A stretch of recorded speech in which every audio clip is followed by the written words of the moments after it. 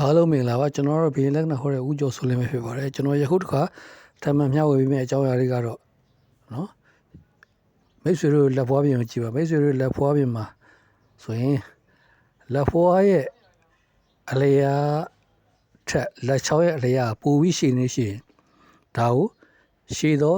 လက်ချောင်းတွေကိုပန်ဆန်တဲ့လက်လို့နော်သတ်မှတ်လို့ရပါတယ်အဲလိုလက်ချောင်းရှည်တဲ့သူတွေကအကြောင်းအရာတစ်ခု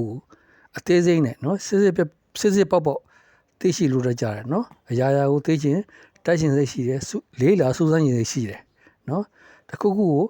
ချမလုပ်ခင်မှာအချိန်များစွာယူပြီးစဉ်းစားလက်လေးရှိတယ်နော်ဒါကတော့လက်ချောင်းရှည်တဲ့သူတွေရဲ့အရေးရှင်းပဲဖြစ်ပါတယ်ခင်ဗျာနော်လက်ချောင်းတိုတဲ့သူတွေကြောင့်စိတ်ခံစားမှုကိုဦးစားပေးပြီးလုပ်တတ်တယ်နော်စိတ်ခံစားမှုကိုဦးစားပေးတယ်စိတ်ခံစားချက်အတိုင်းနော်အလင်းလိုဆုံးဖြတ်လောက်ကန်တဲ့လေးရှိတယ်เนาะအချိန်များစွာယူပြီးတော့စဉ်းစားဆင်ခြင်လေးမရှိဘူးเนาะပြင်ကိုအသေးစိတ်ကိုသာအခြေပြုပြီးတော့လောက်ကန်တဲ့သဘောရှိတယ်သူတစ်ပါးစီအကြံဉာဏ်တောင်းခံတာတွေเนาะတရင်ရဲ့အချက်လက်เนาะရယူလိုတာတွေเนาะအလင်းမရှိတတ်ကြဘူးเนาะအဲ့တော့ဒါတွေကရှည်သောလက်ချောင်းပါရှင်နဲ့เนาะတူသောလက်ချောင်းပါရှင်တို့ရဲ့เนาะကွာဟမှုကိုပြောလိုတာဖြစ်ပါတယ်ဆိုလိုတာကရှည်တဲ့လက်ချောင်းပါရှင်တွေကအနုစိတ်လုပ်လို့တဲ့သူမျိုးတွေဖြစ်ပြီးတော့တိုတဲ့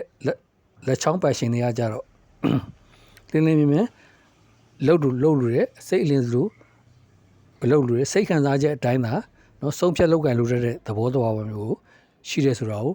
ဒီဗီဒီယိုလေးတစ်ဆင့်ပြောရလို့ရင်းပဲဖြစ်ပါတယ်ဗျာနော်မိတ်ဆွေများလုံးကိုယ်စိတ်နှပြချမ်းသာချမ်းသာခြင်းရှိကြပါစေကောင်းကျိုးလိုအပ်ဆန္ဒလုံးလုံးဝပြည့်စုံကြပါစေ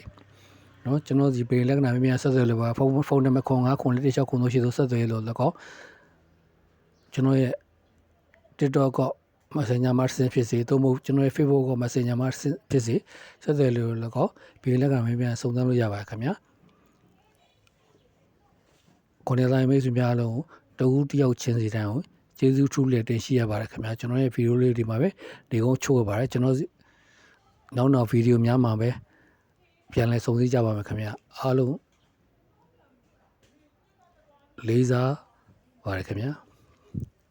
ဒါပဲခင်ဗျာ